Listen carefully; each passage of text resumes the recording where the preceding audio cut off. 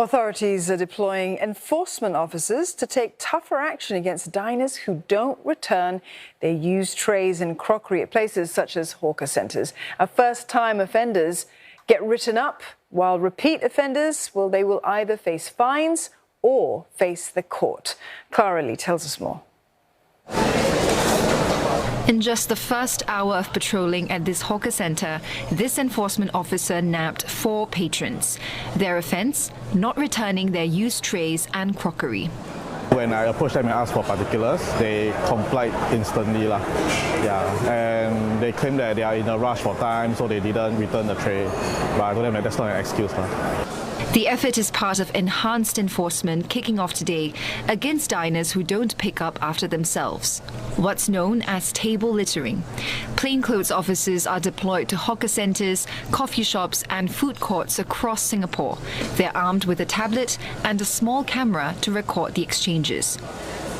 Because we are in covert attire, most of the people don't know that we are here to observe them.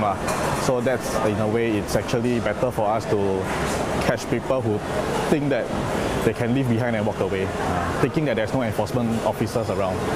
First-time offenders get a written warning, while those with a prior record will be issued fines or get charged in court. The goal is to improve hygiene and encourage social responsibility. The National Environment Agency and Singapore Food Agency have been taking stronger action against table littering 2 years ago.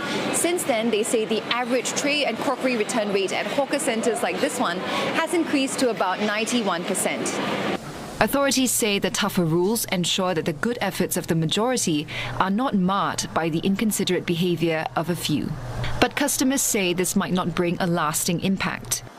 It's not a long-term solution. I will say that every one of us should remind one another to continue to do that.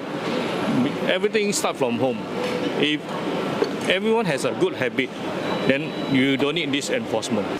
NEA says enforcement will not be taken against the elderly, the less abled, or young children unable to clear on their own, but their companions should be able to help.